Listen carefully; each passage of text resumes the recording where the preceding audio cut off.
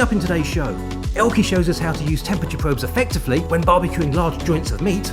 Neal cooks pork steaks with a lovely Kentish apple glaze. Our special guest is YouTube superstar Malcom Reed from How to BBQ Right. Matt Chatfield shows us around the Cull Yaw project in Cornwall. And in Dish of the Week, Elky cooks a Cull Yaw shoulder. We talk to Matt Clark from the Fleur de Lys Inn at Cranbourne about his new fire feasting menus. And we go on a journey around the barbecue community to take a look at what you've been cooking. Welcome to the Lockdown BBQ Show.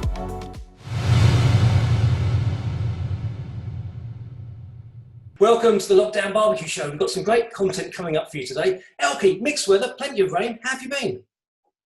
Me, I'm always good. Managed to do some quite enjoyable cooking over the weekend. I did a Cull Yaw shoulder, which we're going to find out more about later on in the show.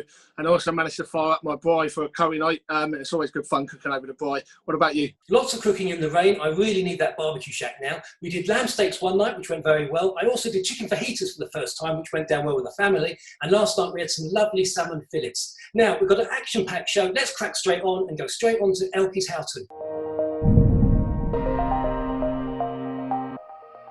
In this week's how-to, I'll show you how to use temperature probes to make your life a whole lot easier when cooking large chunks of meat.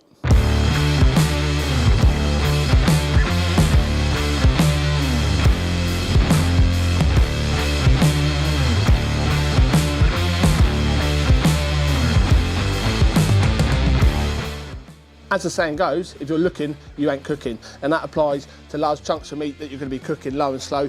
You're going to want to be able to take a peek. You're going to want to check the temperature, see how you're getting on with your meat. Now with one of these internal temperature probes, you basically leave these in the meat and it will monitor the temperature for you. So you don't have to lift the lid throughout the duration of the cook. Now these temperature probes can start from the very basic right up to the high end. We're going to take a look at a few here from Thermopen, starting with the Thermopen Dot. Now the Thermopen Dot is pretty basic, but it does the job and it's absolutely perfect for what you need it to do. You basically insert this temperature probe into the thickest part of your meat. This here will tell you the temperature of the meat as it's cooking. So you've got here it's 21 degrees, which means it's 21 degrees where I am at the minute, where the probe is. So it's 21 degrees, you can set an alarm on here. So if you want your meat cooked to 55, you just set it to 55. In that goes into the meat. Put this into your smoker, into your barbecue or whatever, and as soon as it hits 55 degrees, this is going to beep, telling you that it's at 55 degrees. Job done. Couldn't be easier. Next up, we're looking at somewhere in the middle of the range. This is the Thermoworks Smoke. Now this, you can have two temperature probes, and what you'll have is one will essentially be a pit probe. This will monitor the temperature of your pit, your barbecue, your smoker. Comes with a handy little clip, so the probe just goes through the clip. This will clip onto your grill grates and will give you an accurate reading of what the temperature is at grill grate level. So that will go into probe number one, in socket number one, and then you have, again, your meat probe. This goes into your meat and monitors the internal temperature of your meat. Now with this one, you've got this display here. You can set alarms for high temperature, low temperature. So if you're monitoring your pit, or you're doing an overnight cook maybe, and you don't want it to drop below 200 Fahrenheit, then you'll set the low alarm for 200. If you don't want it to go above 300, you set the high alarm for 300. Now, if your pit hits any one of those, 200 or 300, this little receiver, this will be next to your pit. This little receiver will be next to you, and the alarm will sound because your pit's too low or your pit's too high.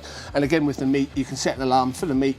If you want it done at 55 degrees, set it for 55 degrees, and this little thing will tell you when it's done. But also, the display on this is going to monitor the cook, the duration of the cook. So it's going to monitor your pit temperature and your meat temperature. You can just take this around the house with you, not have to worry about standing by your pit or going to your pit to check the temperature. So very handy, very useful. So that's the Thermoworks Smoke. And then we move on to the real gadgets. Now this is the signals, again from Thermoworks, from Thermopen. Now this has 4 sockets for temperature probes, so 1 for your pit and 3 for different meats, or you can have 2 pits, 2 meats, whatever combination you want. It comes with 1 pit probe and 3 meat probes as standard. Now this will have the same display as what you had on the smoke, but obviously it will give you 4 temperature readings. But the beauty of this, and if you love a gadget, is this connects to your Wi-Fi. Once it's connected to your Wi-Fi, you've got an app on your phone that also connects to the Wi-Fi and will connect directly to this. So you can set your alarms, you can set your meat temperature, your pit temperature and your alarms. This will go to the cloud, through your Wi-Fi, and you can monitor the temperature of your pit wherever you are. So if I wanted to pop down the pub for a couple of pints, for example, I can sit in the pub and know exactly what temperature my grill is running at, my smoker's running at, my barbecue is running at. I know what temperature my meat's at. If it's getting close to nearly done, you know, I can swiftly finish my pint, get back, and the meat's done. So yes, this is kind of at the top end of the market, but if you love a gadget, and I absolutely love a gadget, and you want to monitor your grill temp and your meat temperature from wherever you are, whether you're down the pub or you've popped out to walk the dog or whatever it is, this is an absolute game changer.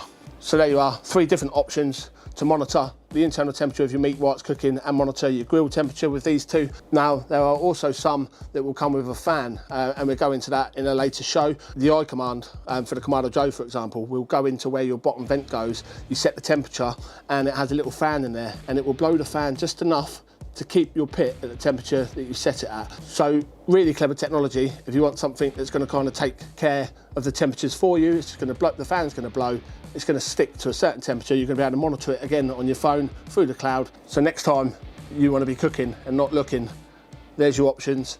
Use one of these to monitor the internal temperature of your meat throughout the cook, just to make your life that much easier. That was my how-to, and I'll see you again next week.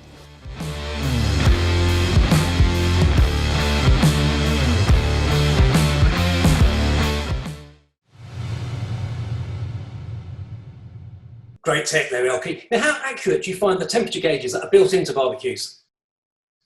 I think they're okay, to be honest. There's always going to be a bit of variation between the temperature that's built in and the probe that you leave on the grate, because that's expected because they're in different areas of the barbecue. But I like the probes that you leave in because you can step away from the barbecue and still monitor your temps. That's a really good point. Now, would you like to introduce our special guest for the show this week? Yeah, so this week, our special guest is all the way from Mississippi. He has a hugely popular website, a range of rubs. He's got a very successful barbecue team, and he's got over 1 million YouTube subscribers. It's Malcom Reed from How to BBQ Right. Malcom, welcome to the Lockdown BBQ Show. It's an absolute honour to have you on the show. How are you coping with lockdown in Mississippi?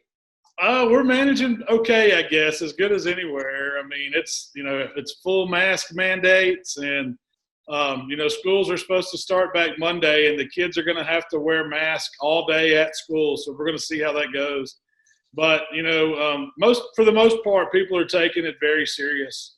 In the United States, we've had some pretty high numbers. So it's been kind of shocking. We haven't really felt it, on a real personal level with serious sicknesses, but it's trying times. All my barbecue contests are canceled, so I'm having to set it home. Are you barbecuing more and more at home because of this? Oh yes, most definitely. We try to stay pretty regular with the YouTube channel, but it is giving me a lot more time to create content. So I'm getting to work on some recipes and do more stuff. So that's exciting. That's good. So, I mean, your content is always fantastic. I mean, How to BBQ Right and your YouTube videos are amazing. So how did How to BBQ Right come about in the first place? Well, I guess it goes back to the competition days when me and my brother got into competition fairly at a young age. We were probably high school, college, university when we first kind of started doing competition barbecues locally. Memphis in May was the big World Championship of Pork held just about 15 minutes from where we grow up, right here. So we're in kind of the mecca of barbecue, and so it's always been in our veins. But the competition barbecue was a lot of fun. It was mainly a lot of partying and a lot of hanging out with our buddies. But then we kind of got serious with it, and then I met my wife in 2004. She wasn't my wife at the time, and right away I knew that I was going to have to marry this woman, and she's the one that kind of came up with the idea of starting the website. And we started out with a newsletter and called it How to BBQ Right.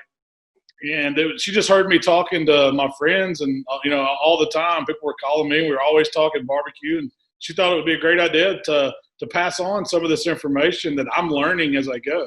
And I'm still learning about barbecue. We just enjoy creating recipes and passing them on to other people, and hopefully they turn out as good as they do for me. They certainly look it. So, your background, what did you do before this? Were you always kind of involved in food? No, I was, in college, I worked as a bellman at a casino. So that's a totally different job. But after college, I went to work in commercial construction for an architect firm designing commercial buildings and, doing all that. So it's totally different from barbecue too. But barbecue was always the hobby. It wasn't my business or a way to earn an income. It was a way to spend a lot of money. So we just figured out a way to kind of go all in and, start a business where we make our own rubs and sauces and we sell them and we sell other people's stuff and we, do recipes and have a podcast and the YouTube channel, the whole 9 yards. So it's turned into quite a business or a lot of work.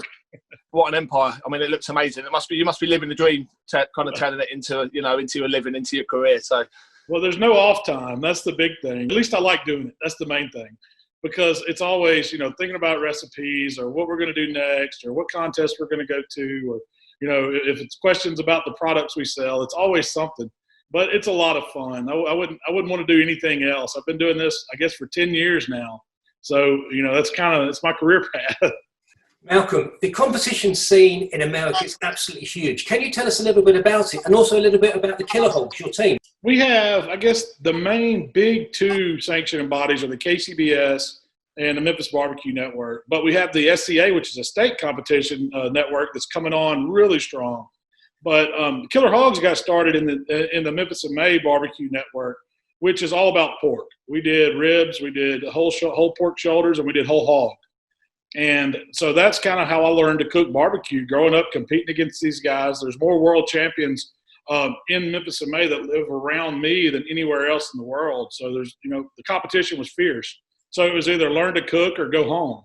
And then I transitioned that into doing KCBS. I added the chicken and added the brisket, and then my brother started traveling around. We still kept the name Killer Hogs, even though we were cooking chicken and brisket. And we fell in love with KCBS too. And then, since the state cook-offs have come, I've even dabbled in that and been quite successful. So if it's a cooking competition, I like to get in it. It's a lot of fun. Malcolm, you've won many competitions. Which one are you most proud of? That's a hard one because, well, I guess what really got me started and serious was 2006. We entered the amateur division of Memphis and May World Championship for the very first time. And the first time we entered it, we won. And that meant we had to turn pro. So in 2006, I actually became a pro competition barbecue cook. And so that's really what kicked it all off. The next year, Food Network followed us around and did one of their specials on 3 barbecue teams. And we were the young and up-and-comers. So that was exciting. And then from there, we just kind of blew up. Malcolm, you touched on the fact that obviously your history is cooking whole hogs. You obviously do them amazingly. What tips would you give to somebody looking to cook the perfect pig? Well, it's all about time and temperature on a pig, man. You've got to be able to have it in a smoker that's big enough to let proper heat flow through it. And then you've got to cook those hams and shoulders, all parts of the hog, to their proper doneness. And that's kind of tricky on a whole hog because shoulders need to go a little bit longer, a little bit higher in temperature than the hams. And then the loins, if you cook them that far, they're going to be dry and not good at all. They're going to fall apart on you. So you have to learn how to adjust your heat, move the shoulders to the hot spot, being able to spin the hog around is a big key part. But the whole thing is just staying with it and not undercooking it. That's where a lot of people, they want to rush it. They plan a whole hog party or something, event where they're going to serve it. They don't give themselves enough time, so it ends up not turning out very good. So, you got to do a lot of planning if you're going to cook a whole hog. I would absolutely love to try one of your hogs, honestly. It's one of my dreams, so we'll make it happen one day. One day, yeah, definitely. Malcolm, you've got your own range of rubs and sauces. Which are your favourites? I guess I'd have to say my original The Barbecue Rub. I find myself using that one all the time. But also the AP seasoning, which AP stands for all purpose. And we use it on everything. I mean, it can go on eggs. It goes in, if my wife's cooking soups or stocks or anything like that, we use that AP on all kinds of stuff. It's great on steak. And so I use it. We use a ton of it here at the house. You produce a podcast with your wife, Rochelle. How long have you been making the program? That one, I think we're in our 3rd season. We're about halfway through. We kind of go from January to, December or something like that. Take a few breaks in there. But this is our 3rd season of the podcast. And it was something that we knew we wanted to do a podcast, but we didn't know what it was going to be like. And neither one of us had experience doing podcasts. So we just started and kind of gave it an insight as to what's going on with us in our lives that week.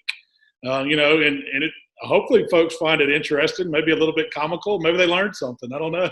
But it's a lot of fun. It's a way for us to sit down and air our grievances, I guess, to each other. It's a good idea. You've also got the YouTube channel, haven't you, with over 1 million subscribers. I'm here on 2,000 subscribers. So what tips can you give to somebody like me? The biggest thing you can do on YouTube is stay consistent. You know, fall into a pattern of uploading content and just stay with it. It's a slow race. That to me, it took us 10 years to get to where we are. We turned YouTube 10 back in May, like May 25th, I think was our anniversary date. And then 2 months later, we hit that 1 million mark. So it wasn't something that happened overnight. The first, heck, probably 7 years was a slow grow, but then it just kind of starts snowballing. Once you get up over that 100,000 threshold, you'll see it grow exponentially. And so that's my best advice. And I get asked it all the time is, you know, how can I grow my YouTube channel? You just have to be consistent. I mean, as long as you'll find your voice. YouTube's really niche. You know, there's a lot of people with similar interests to what you have and the stuff you're putting out. You may not realize it, but 1 million people watch me. So that's crazy. I'm proof that it can happen. It's absolutely incredible. But you must get, obviously, a lot of comments, a lot of messages, emails. How do you find the time to kind of keep up with them? Oh, you can't. We gave up on that a long time ago. I mean, we try to get to some of them. You know, as soon as we drop something, we try to kind of respond and stuff. But the best way to get us is to comment on the Facebook page or send an email to Rochelle or something like that. And we try to answer them all, but my inbox stays flooded. If I tried, it would take me, you know, days, and I'd never get through it. It would constantly fill up. And, you know, when we launch a video, it's just, you know, hundreds and hundreds and hundreds of comments, and you can't just sit down and get them all. But we do try. Maybe I'm best off sticking to my 2,000 subscribers for now. You can manage 2,000 a lot easier. No, you certainly can, yeah. Those people the fans that are with you from the beginning, those are the ones that really support you, and you don't realize how many people they tell and what they do for you, you know. And so we were really, really adamant at the very beginning about being interactive with our fans. I mean, as you grow, it just becomes impossible. But in the beginnings, you can answer the comments and you can respond to them, and you're going to get all the hate ones. I'm supposed to have died of a heart attack 8 years ago. You know, I get the diabetes is going to kill me and all of that stuff, and we just overlook that, man. You're going to have people that throw some shade on you, but for the most part, people appreciate what you're doing and usually pretty supportive. Well, we certainly appreciate what you're doing. Malcolm, I really enjoyed your red snapper video, but the one I really love is your char-grilled pork chop sandwich. Where did you get the inspiration for it? Oh, man, that was out in Iowa, which is in the Midwest, way in the Midwest for me. They do a pork loin sandwich where it's a thin pork loin, and they tenderize it out with like a meat mallet until it's this giant pork patty, and they deep fry it. And they turn it into a big fried pork loin sandwich. And so I wanted to do it on the grill, you know, and that's kind of how I came up with butterflying it and then tenderizing it out and then getting some seasonings and sauce over some coals and char grilling the glaze at the end and turning it in. And it was really fantastic. It was really tender and juicy. I highly recommend trying that one. I'm absolutely salivating here. Absolutely salivating. Now, you've obviously got a plethora of toys, of fire toys to play with. What's your favourite? What's your favourite to cook on? Well, my favorite's probably my old hickory CTO pit, and it's because if all else fails, I know I can load that thing up and make some money if I had to. You know, it's a beast of a barbecue pit. I like them all. I don't have just one favorite. And that's why you see me try to mix it up on the channel. You know, I'm a firm believer that you can cook good barbecue with anything as long as you learn how to manage that fire. So, you know, that's a big thing people need to understand. You don't have to drop hundreds or thousands of dollars on a barbecue pit. You can do it on just about anything as long as you use good sound technique. So what kind of what tips? I mean, if you're talking to a younger Malcom Reed who's just starting out in barbecue, what tips would you give yourself to kind of give you a head start? Well, I would first, you know, kind of try to see what kind of pit that you want to cook on that's in your budget. And then I would say learn that barbecue pit inside and out. Learn how to build fires, how to control it low and slow, how to ramp it up if you want to cook hot and fast. And then once you really feel comfortable knowing how to adjust the vents and build the fire, manage the heat, then you're ready to move on to put meat on it and learning how to cook. So that's a big thing, is learn that fire management on whatever grill you're using, and you're well on your way to being a really accomplished pitmaster. Everybody has their fair share of disasters. Everybody's kind of got a disaster story. Any that you care to let us in on? Oh man, I've got thousands. There's always something goes wrong. But yeah, I can remember one in particular was a Memphis in May contest where we were going to take our shoulders out for the evening and wrap them. You kind of wrap them up once we get all the smoke and bark set, and we dropped 4 of them on the ground. So we had to pick them up, try to rinse them off, try to re-season them, put them back on, get some smoke on them. We were to rush the rest of the night. But we ended up coming in the top 10 in that contest, so it wasn't too bad. But there's been all kinds though. I've had power go out and sabotage a whole cook, and try to fire it up all on one little grill, and I've had all kinds of things go. If it could go wrong, it probably has with me. We've had tornadoes come through. We've had, it's been crazy over the years. They're never mistakes; they're just lessons learned, aren't they? That's the exact way I look at it. It's not that you did it wrong. You got to look at it as a learning experience. So this was a good one. We were cooking in the backyard. I had some friends over watching some football on TV.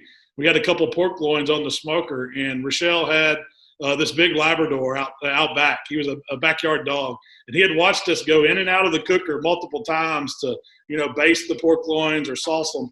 And when we finally got to go out and take them off, he had the door open on the cooker. It ate one whole pork loin and had drugged the other one off.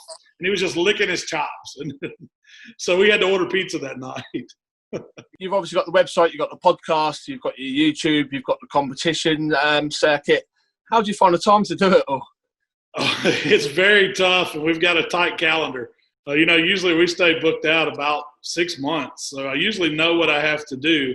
But, we try to find some downtime a couple times a year, because if you don't detach, sometimes you'll go crazy. But it's a tight schedule. It's barbecue. It's 24/7 for me. Never stops. And you still love it as much as the day you first started? Oh, absolutely. Even more. Perfect. Malcom, in the UK, we sort of read about sort of competitiveness between the different southern states, with Texas and the Carolinas and Louisiana. What's Mississippi famous for in the barbecue world? Well, we're more Memphis style here in Mississippi, so we claim the Memphis region. And, Memphis isn't just Memphis, Tennessee. It's a whole the southern style of barbecue. And ours, it starts with a good seasoning, but, we've got that sweet sauce on it. Not as sweet as Kansas City, but it's got a little bit of a tang too. And then you can't beat the dry ribs we do. That's where you really showcase the smoke and the dry rub you're using. So the Memphis style is above all. The rest of them are okay. Texas has got beef, but we got the best, and that's pork and whole hog. Malcom, thank you for being a fantastic guest on the Lockdown BBQ Show. Hey, thanks, guys. I really enjoyed it. Let's do it again sometime. Definitely, Malcom, definitely. Thanks for coming on. Really appreciate it. Yeah, man, I really enjoyed it. That's a lot of fun. A massive thank you to Malcom. Now, Elky, he's such a lovely person and a great inspiration. Oh, he really is, and his enthusiasm, dedication and passion is there for all to see. Our next guest is Matt Clark. Now, I met Matt at Big in France. I went a couple of times last year, and they do these celebrity cooking weekends. And I went to a DJ barbecue one last year and a curry guy one. And basically, you go and stay in these beautiful villas in France, and you spend a whole day cooking, drinking, and learning to cook for these celebrity chefs. So it really is good. But Matt's brought this concept over to the UK, and I went and caught up with him the other day at the Fleur de Lys.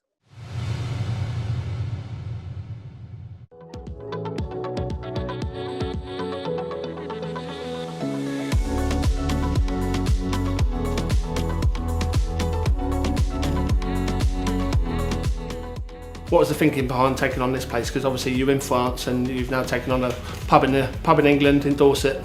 So just love catering basically, and catering for big parties, and wanted to bring the party style atmosphere that we have in France, bring it over to England and just try and find a nice inn. This inn came up on the market and we thought, yeah, it looks 9 big bedrooms, en suites, really nice place. So just thought, let's get it going. You took this over back in September. Obviously, lockdown happened in March, April time. You've obviously done a lot since lockdown. You've built up the outdoor kitchen, etc.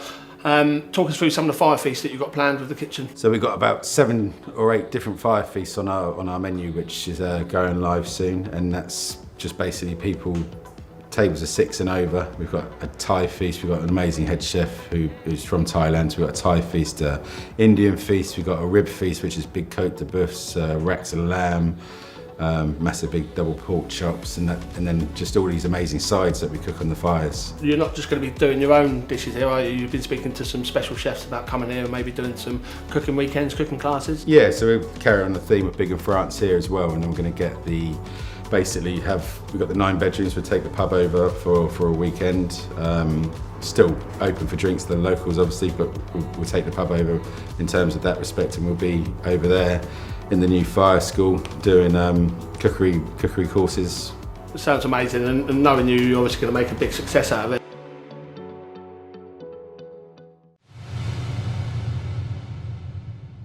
Elky, Matt's feasting menus look absolutely amazing. I've been lucky enough to sample a couple of them, and I can confirm they are absolutely amazing. Now, Matt also does pop-ups from the pub, and he's got one going on this weekend with Drew Baker, former MasterChef winner, and James Golding, executive chef at the Pig Hotel. But don't worry if you miss this one, because there will be more. If you head over to the website, you'll find details of further pop-ups. Also, while you're there, you may as well book yourself a room, book yourself a fire feast. Website below, check it out. That pop-up event sounds amazing. Now it's time for What's Cooking.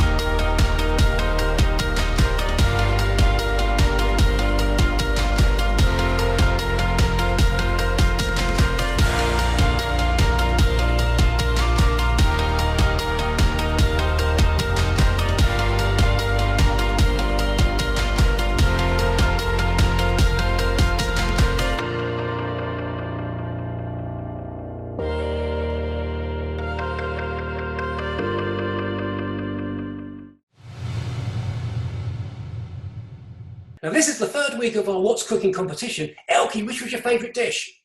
Some great entries again, but I've got to give it to Brian Slow this week. Now, Alton's Barbecue World, they ran a series on Instagram called Restaurant Roulette, and they got together 10 barbecue chefs, and Jay would spin the wheel on a Monday, and whoever the chef was that week, whatever it landed on, he'd have to cook a dish from that restaurant. Now, all of them went above and beyond and absolutely nailed it, cooking multiple dishes from the restaurant that they were given. But Brian Slow, it looked like he cooked the entire McDonald's menu, and it all looked incredible. So, yeah, I'm going to give it to Brian Slow this week. So that's 3 in the hat, 1 to go for the Thermapen Pro. Congratulations to Brian Slow. Elky, later on in the show, your dish of the week is a Cull Yaw shoulder. Can you tell us about the Cull Yaw project? I can tell you a little bit, yeah. So Matt Chatfield from the Cornwall Project spent some time with some of the greatest Iberico farmers in the land, learning their methods and their techniques for producing some of the tastiest Iberico ham that you can get. And he saw no reason why he couldn't replicate that over here with retired sheep. But Matt can probably tell you better than I can. So here's a little video that he did for the show. Hello, Matt Chatfield here. I'd like to explain what a Cull Yaw is. I started spending a few summers in Extremadura, so on the Dehesa, which is where the Iberico pigs are raised. I personally think it's the best meat in the world, the hamon. I think it's very special, so I thought, well, you know, I went out there, and at that time I wasn't really sure I was going to be farming, but I started looking at the life cycle of a pig, and the Iberico pig. And essentially they live for 2 years. They walk a long time in their lives. They're sort of on the Dehesa, which is very arid. And they're sort of scrounging sort of a living, as it were. And they get to about 18 months old, and then they put them in the acorn fields. They weigh about 80 kilos at that point, and then they, from the acorns start dropping, they actually double their weight in about 4 months. So what you sort of realise, to get absolutely world-class meat is to have an animal that's walked around a long time in its life, and then it gets a really good fat covering at the end. I then sort of thought, you know, suddenly it dawned on me that sheep actually have a very similar lifestyle, where they're actually sheep, you know, potentially live to like 7 or 8 years old, and they do walk a long way. They're mainly grass-fed, which is really important. And I just suddenly thought, you know, is it possible to, maybe if we could get old sheep and put fat on the end, could we do something similar? Well, I bought some sheep last year. We bought about 50, put them on grass, and then fattened them. They put on grass, fat really beautifully, very quickly. Obviously, these sheep have walked around a long time in their lives. They are using their muscles. That's where you do get loads of flavour, but also it can be tough. So by aging it for 5 weeks, by doing a process of 3 weeks in a normal humidity fridge, where you get all the enzymes working, all the cow pain, that softens it, and then we then put it into a dry aging fridge for 2 weeks. And that basically, sort of really, gets the moisture out, so it really improves the flavour. So when we actually first tried it, and this was just sheep that I, just bought from a normal farming system, they weren't great, but the flavour and the texture was absolutely phenomenal. I actually tested them with a chap called Jeremy Chan, who is the head chef at Elky and owner, and it was just a revelation. So essentially you're expecting something that's tough and tacky, and it was the exact opposite. It was actually a very sort of subtle sheep flavour, but really long lasting on the tongue, and it was just incredibly tender. So yeah, a massive success. I was really, really happy. Through working with Philip Warren Butcher in London, I became very au fait with sort of future trends of food, and I realised that there were sort of three sort of things that I was worried about. One was the sort of effect of the plant-based movement. The second was rewilding, sort of the generally fairly wealthy people who want to just not farm and basically let everything go back to the wild, and obviously the environmental impacts of ruminants. So what I wanted to do was come up with a farming system that I thought would actually sort of give an answer to these three issues. So basically what I decided to do was the Cull Yaw, very much into something called regenerative agriculture, which is essentially using ruminants as part of a system to actually improve the soil. So what I'm now currently working on, what then happened was that I did lots of research, sort of actually bought myself a houseboat, lived on that for 2 years and researched farming. And I came across something called silver pasture. Silver pasture is essentially what we used to do, which is essentially using woodland as part of a grazing system, so sort of a mixed grazing system with woodland in the fields. What's very interesting about silver pasture is that it's number 9 on the list of Project Drawdown. So Project Drawdown was a group of American scientists have come up with the top 100 ways of drawing carbon from the atmosphere and putting it to the soil.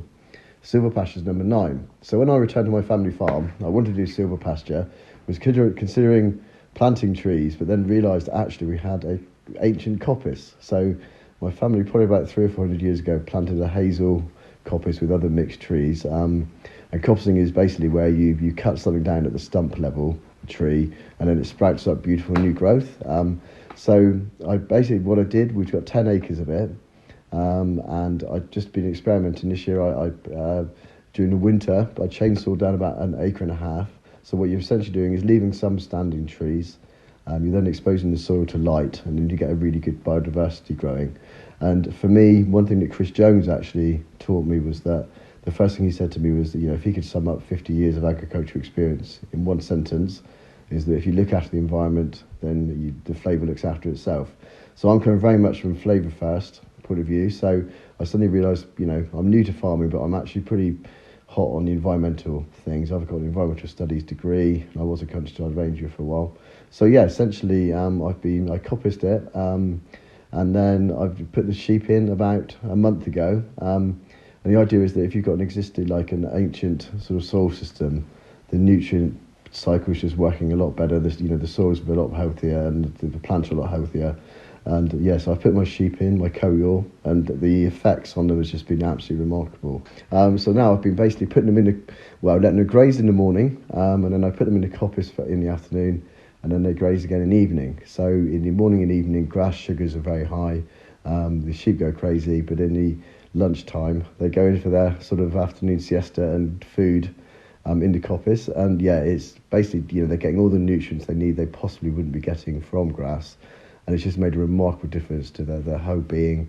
They seem a lot healthier, and they're now putting on lots more fat than they were.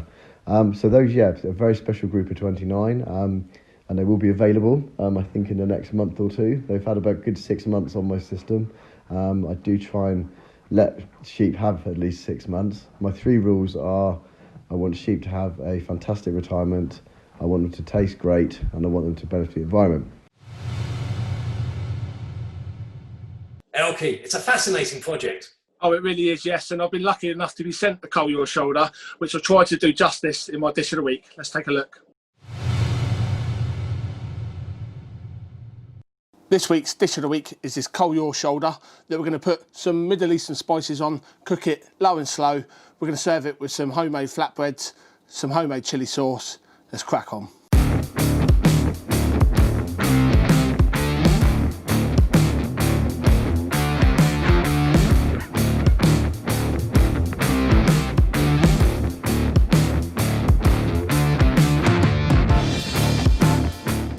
So this is a Cull Yaw shoulder, and as you saw earlier in the show, Matt spent some time with some of the finest Iberico farmers in the world, and he learnt that for a tasty animal, it was an animal that had walked a long way in its life and was fattened up towards the end of its life. So Matt has taken those techniques and brought them over here to retired sheep. This is the result. We're going to try and do this justice. I'm going to put on a lovely Middle Eastern marinade over there. We're going to smoke it over a tiny bit of olive wood for a bit of flavour, low and slow. So let's crack on, shall we? The first thing we want to do is make the marinade. So we're going to take half a bulb of garlic, and we're just going to smash this up in a pestle and mortar with some salt, garlic, bit of salt to help bash that garlic up, pestle and mortar, just give it a bit of brute force. So there's our garlic paste. Now to a bowl, we are going to add around 50 ml of olive oil. Then we want about half a teaspoon of nutmeg, half a tablespoon of cumin, half a tablespoon of coriander, half a tablespoon of sweet paprika, half a tablespoon of ground black pepper, about a teaspoon of turmeric, a little pinch of hot paprika, smoked paprika, juice of half a lemon, and we want that garlic paste in there as well, so just scrape that off of there, and then just give that a good stir. A little bit more olive oil just to loosen it up a little bit, another pinch of salt, and there we go, that's our marinade. So let's get the shoulder and get this all over. So I'm just going to score the shoulder in a diamond pattern. It's going to help the fat to render down, help that marinade to penetrate into the meat.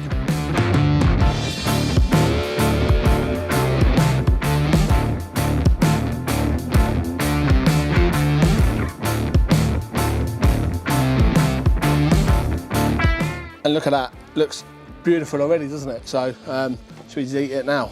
I fired up the Kamado Joe Classic 3. We've got it running at about 250, 260 Fahrenheit, which is about 130 Celsius. Tiny little chunk of olive wood in there, just for a little bit of smoke. You don't want too much smoke when you're cooking anything like lamb. It can overpower the lamb. So tiny bit of olive wood in there, just for a little bit of smoke. But this is gonna be packed with flavour. Let's go and get it into the smoker. We're ready for the shoulder to go in. I am going to be using the ThermoWorks smoke to monitor this cook, so we can monitor the internal temperature of the meat throughout the cook, and also keep an eye on the pit temperature. So up we come, we've got the slow roller in place. Like I said, we've got a tiny bit of olive wood in there. Just going to go ahead and get this beaut into the grill.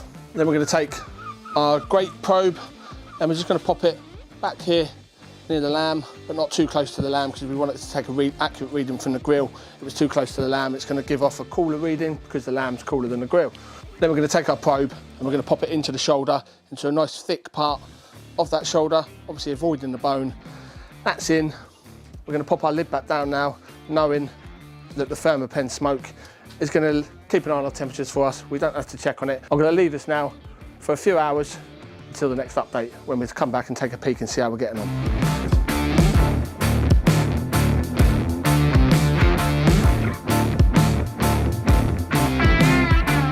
We are about 5.5 hours into the lamb cook. It smells absolutely incredible. I can smell it here. The Kamado Joe's just there. I can smell it, it smells beautiful. So we're gonna get some flatbreads done, and these really couldn't be easier, and they produce nice puffy, you know, when you get the bubbles forming on the surface of the bread. Lovely puffy flatbreads. So let's show you how we do those really quickly. Take a bowl, flour, strong bread flour. This is gonna make about 6 flatbreads. So strong white bread flour, 250 grams. To that, we're going to add in about a teaspoon of salt and a teaspoon of sugar. We've got 1 packet of fast-acting dried yeast, so just chuck that in. I'm just going to form a little well in there. I'm going to go in with a couple of tablespoons of olive oil and we've got about 150 ml of warm water. So just pour that into there, and then I should have a fork for this, but I've come out here unprepared as usual. So we're just going to mix that together, just bring that in from the edges until we start to form a sticky dough. Once you've got your dough into some sort of form, we're just going to pop a bit of flour down on the surface and then just tip our dough out. And now we're just going to knead this for 5–10 minutes. So eventually you'll end up with something nice and spongy, nice and soft. You can form into a ball. All we're going to do with this is just cover it in cling film. It's going to double in size in about an hour probably. Once the shoulder's done, we're going to rest that, and then we'll start making some flatbreads on the Kamado Joe. To go with our lamb, we are going to make a chilli sauce. So we've got some coriander, parsley, chilies, of course. We've got garlic, cardamom, lemon, salt and pepper, and we've got some olive oil.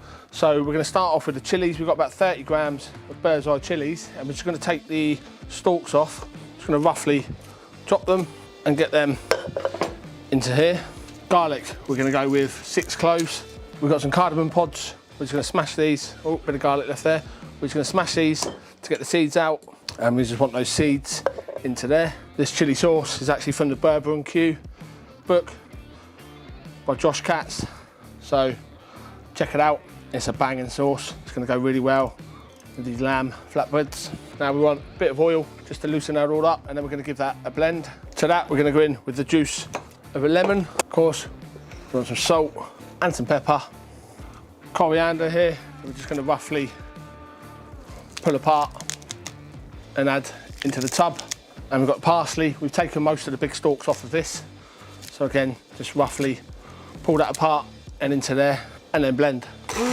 Now we're going to go in with around 80 to 100 ml of oil, but just put it in, blend, put it in, blend until you get the consistency that you want. You want it to be fairly loose. And one last ingredient, just to give it another little dimension, is some mint. I didn't think I had any, but I've just checked the garden and I've got the tiniest bit growing, and it smells bloody great. We're going to chuck that in with the blender and just blend that until smooth. And then just marvel at the mess you've made, just making a chili sauce. Absolute state of it. So I'm going to get this lot cleaned up. We're going to check on the lamb. I'll see you again in a minute. Here's the fruits of our labour. So I've had a little probe with the Thermopen. It's nice and soft and tender. I'm going to get this wrapped in foil and I'm just going to rest it for an hour. Probably not longer than an hour, because I don't think I can wait longer than an hour, because just look at it. But yeah, this is the hard part now, just waiting until we can eat it. So let's get it wrapped up and I'll see you again in an hour.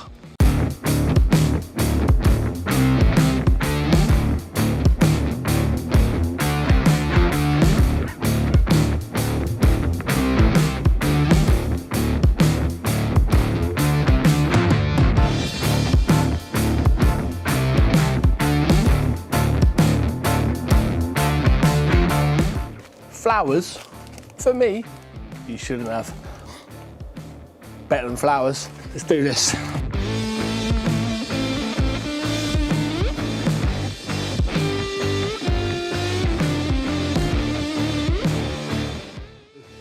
Here it is, ladies and gentlemen. This is the fruits of our labour. It feels nice and soft. Nice and soft. Let's just crack on and have a look and see what we're dealing with in here, shall we? Coming away nicely. Just go in there to that meat. Oh, just have a look at how juicy that is. That's just falling apart. That is just so soft, tender. The flavour to it, there's just a real depth of flavour to it. I mean, lamb tastes like lamb, but it can be quite mild tasting. Some lamb that you get, this, you definitely know it's lamb. Let's get a bit of that bark.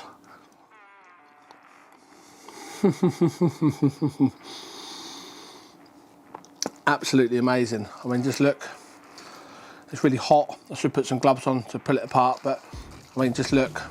So that was my dish of the week. Cull Yaw, shoulder, smoked for about 7.5 hours over a tiny bit of olive wood with Middle Eastern flavours on there. It's absolutely falling apart. This is melt in the mouth. Tender lamb, and the flavour of it is absolutely unreal. So I'm going to serve this up with the homemade flatbreads with the chilli sauce.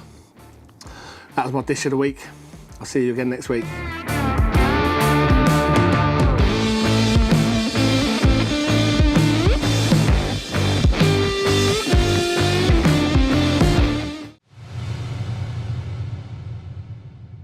Elky, that looked a lovely meal.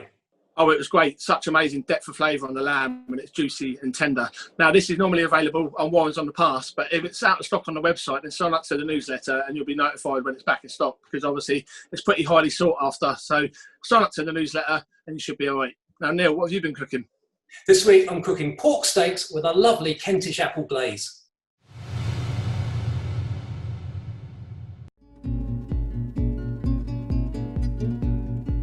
Living in Kent, it's about time I cooked a meal on the show with local produce, and today I'm going to cook pork steaks with a Kentish apple glaze.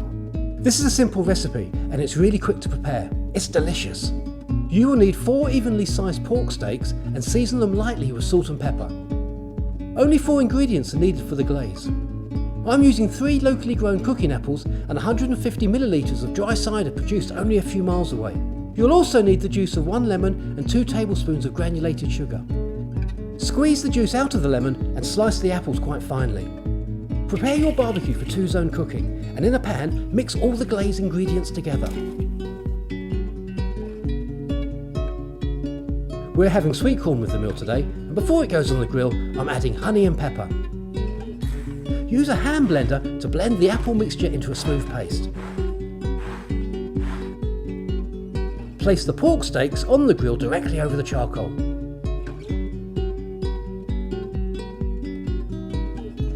After about 4 minutes, flip the steaks and brush with the apple glaze and cook for a further 3 minutes.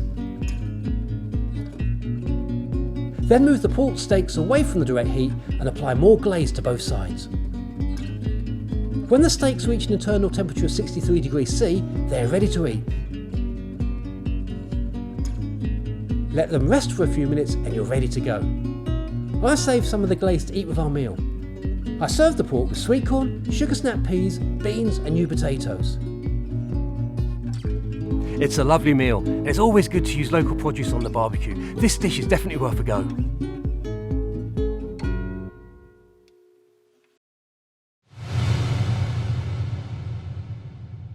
Elky, I have to say those pork steaks are pretty tasty.